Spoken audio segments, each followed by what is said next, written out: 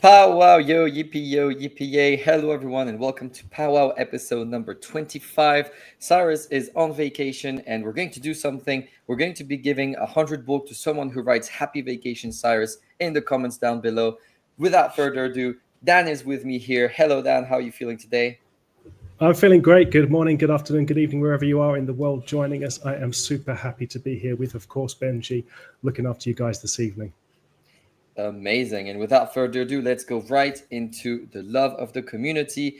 We know all of you. Your beautiful faces are here. If you want to participate to the group family picture, send us a picture with laser green eyes on Twitter and we can make it happen. Here is the whole team. Big shout out to all of our colleagues. It's semester review session, so pay attention and well behaved. Without further ado, Today's content, we're going to be talking about news. We're going to be talking about the market just a little bit, but more importantly about product and Borg. What's the question of the week? Absolutely. Let's start with question of the week. You can translate for me. Yes, I will translate it and you can answer it. That's a great combo right here. Hello, everyone. I'm trying to understand how the trading vaults work. For example, the last threshold for purchasing XRP was at 2.06 according to the term sheet, and the price hit 2.03 twice this morning, and my trading vault did not move. What happened? What happened indeed? So this is a super interesting question, and actually one that we get quite a bit from the community. What's important to understand is the trading vault places actual limit orders onto an exchange. It's always stated in the term sheet, could be Binance, could be Kraken, could be one of many, okay? So the actual orders are placed, whether they're the buy orders, the sell orders, or the stop loss. So if the token reaches the price on that platform, the orders will be executed without fail. However, what is interesting is that this doesn't happen instantly in your app due to some behind the scenes actions. It can take normally a couple of working hours to take place.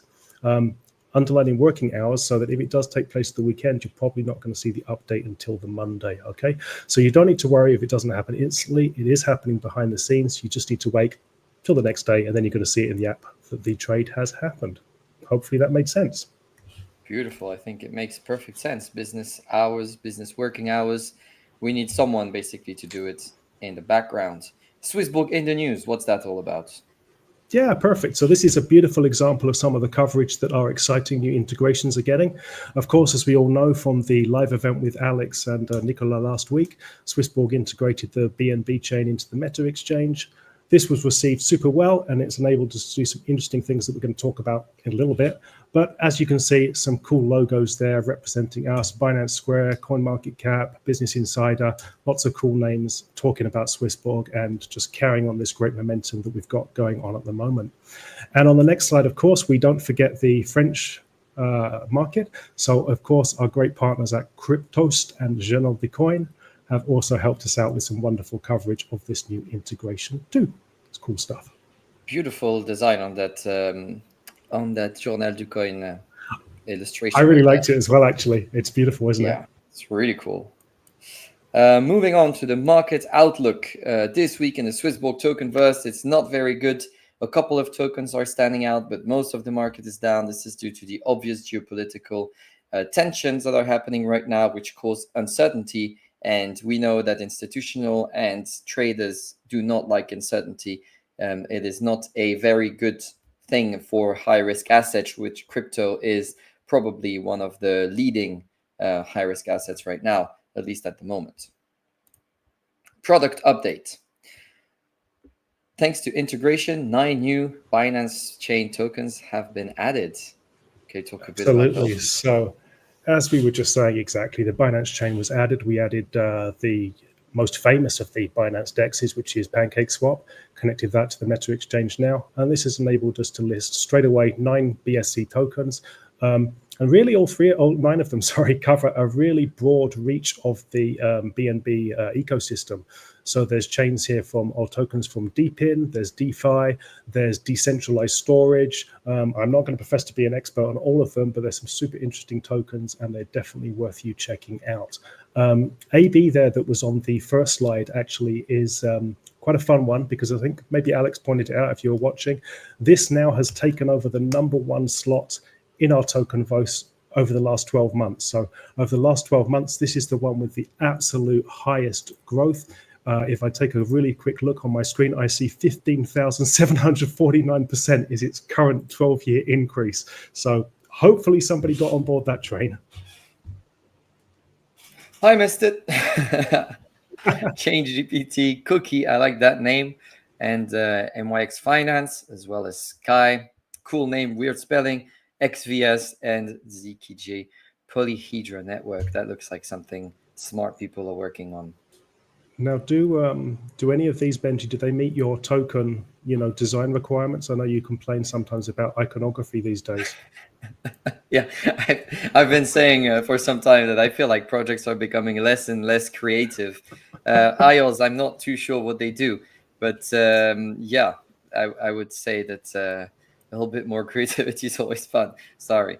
The cookie, I like the cookie. I think I like the cookie. It's a little bit artsy like that. It's nice. The AI one is kind of like a kind of a jellyfish alien thing on the next slide. It's like a little bud, and MYX is a bit like the X new logo. It's a little bit. They may want to change that a little bit. All right, community token curation. Stake, Borg, and vote. Stake and vote. Top 3 awesome, voted tokens. What are they? Carrying on with our token listings. So the first run of our community token curation took place last week. Was the results actually the vote the week before, and so that means #1, 2, and 3, the top 3 have been listed now in the app. So we've got Akash, we've got Lifinity, and Jasmai, or Jasmay, I think it's pronounced. And this is really cool because this is the first run, and this is going to happen monthly. So we can keep nominating your favorite projects. We've got the type form. You can nominate any project. You just need to put the CoinMarketCap link in there so we can identify it. Then we're going to have the upvote page, and that's going to get updated this week. So you're going to be able to take a look at what tokens have been nominated, add your vote to those, and then, the next vote's going to be in July. So we're going to keep this going. And on the next slide, we have a nice little feature now in the app. You're going to find all these tokens have got their own home that we're going to be able to grow together. There's a community picks category ready to go in the marketplace, and those 3 are already there. Milestones reached. 300 tokens are now in the marketplace with a beautiful picture of Cyrus as a Spartan, I guess it is, a gladiator, one of the two. Yeah, it's a big threshold. 300 tokens, considering that. Was it maybe 8 or maybe a year ago? We were under 100.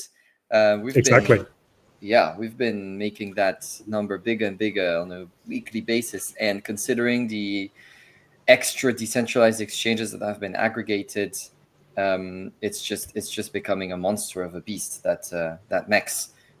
So we 100%. Really can now aggregate from a fiat to a token on an isolated blockchain that would require 3 or 4 transactions, some bridges, and you don't need to get the tokens, you don't need to get the gas fees, you don't need anything. It's just all in the app in one go.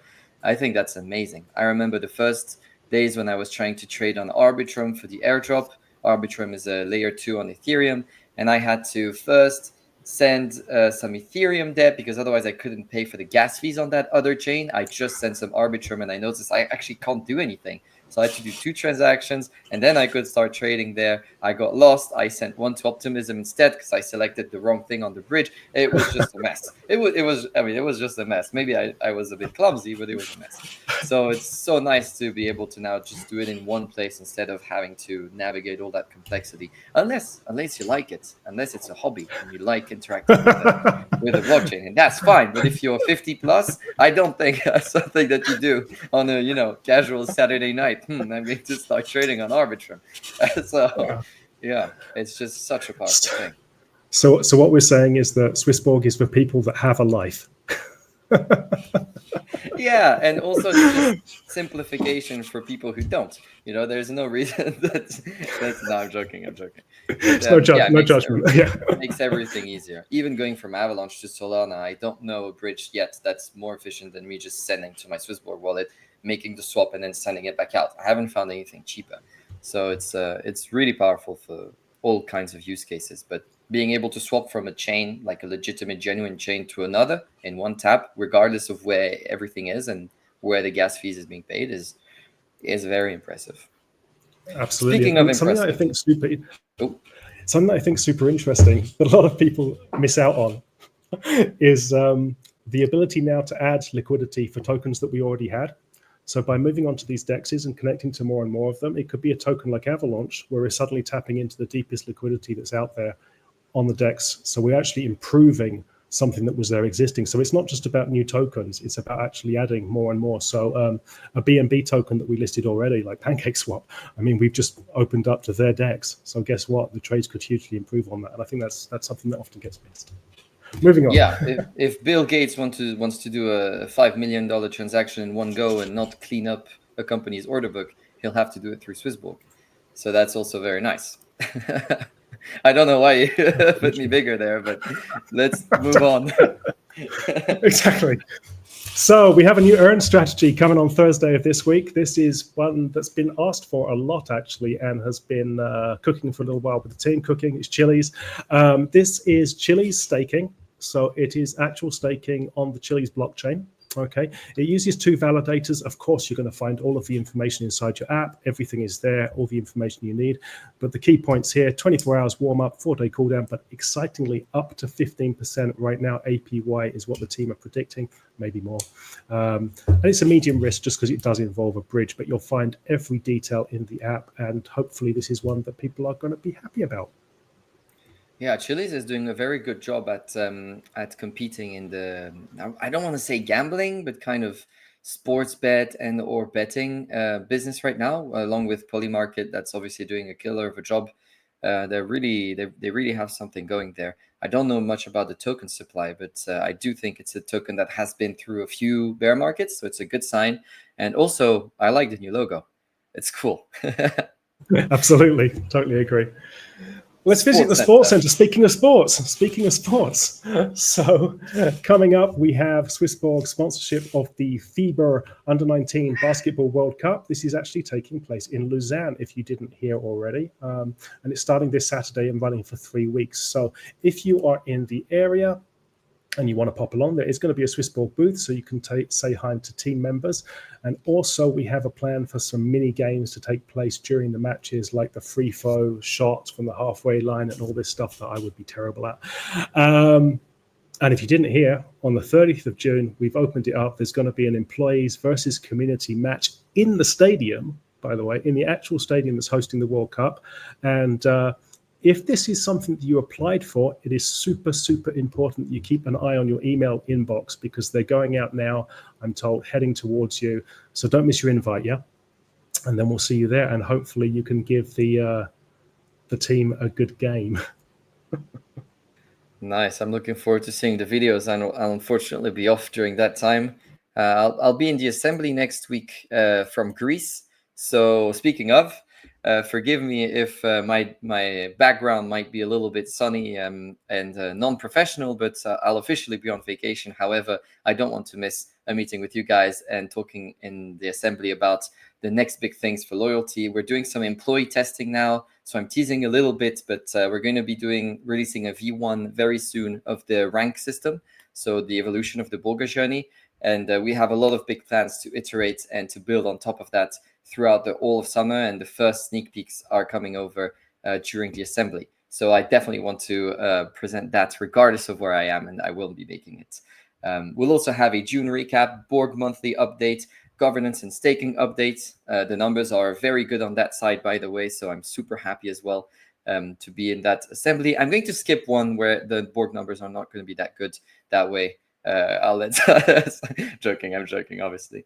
Chapter 8 presentation, we're going to be talking about the next vote, then a little bit Q&A, and as usual, the Kahoot hosted by Dan right here that will be enabling you to on top of having an amazing amount of fun with us, quiz and see who has paid most attention. It's often the three same people that are in the leaderboard, but never the same one that wins it every single time, and everyone has a shot. So make sure to join, take some notes, and compete with our devoted community members. Some numbers. Do you want to go over them, Dan? So weekly Borg data, I think it is fair to say that the market is not the busiest at the moment. And of course, the numbers are reflecting that. But all the same, we have seen some increases here. So we've got new premiums, 154 new premiums since last week. And most critically, Benji, chapeau, we have, of course, increased governance staking once again. So it keeps going up, this number. People are really excited about the governance voting. And of course, the rewards are going to be coming real soon, right? Weekly price change. We know the price action hasn't been great this last week, but everything is pretty steady. I think on the next slide, you're going to see a similar sort of picture, not the highest of volume, little bit of positive net flow, lower number of KYC verifications than we would like, but it's a reflection of how the market's doing, broadly speaking. And yeah, pretty static. So it's the time of the week that everybody loves. It's time in that live chat, in the comments. We need to see your predictions for this week's community index. I would keep in mind what I just said about the market being pretty level and not especially exciting, perhaps. So cast your votes. Let's see your vote. Let's see your score. What have you got? What are you going to put? Bench is doing the drum roll, but he's got his mic off. Banging on his desk. And it is not good. Not the greatest. Too much of a build-up. Yeah. We did too much build-up, yeah. Well, it is what it is. 2.9. It is what it is. Everything is down except for volume. That seems to be up a little bit. Therefore, we have a 2.9 score. Fear not, it's summer. Summer is often slower. And we're building with, we're still working. Some of our colleagues obviously are on vacation, but most of us working hard on the product and making sure that we're shipping before the next big leg up for the altcoin market, if that is to happen. If the political people want to calm down a little bit, sip some mojitos on the beach and stop fighting, then we can hope for a better future. That is it for the Pow Wow. Last little reminder is that we've done the calculations for governance on the first week of July. Around the assembly, I'll be sending out the rewards. We've calculated that it is roughly 3.9% if you were to convert it in APY. Obviously, this is not guaranteed. The more people vote, the less we have, the less the company is doing good in numbers, the less we have. But as a rule of thumb, this is where governance is standing right now, which is amazing. It's really, really big number. It's fruit of a lot of hard work and planning and people being reasonable. Also, the buyback has been doing well. We've had good numbers there.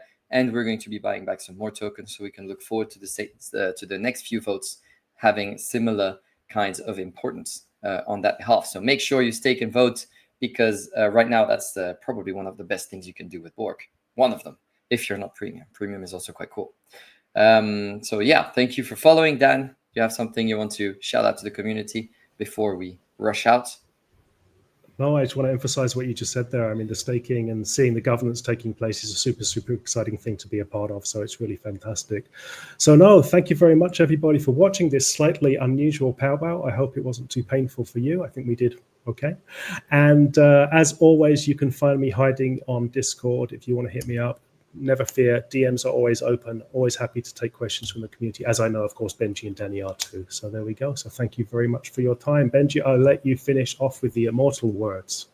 Oh, be healthy, be wealthy, love our Borg and equity. Bye-bye. Take care, guys.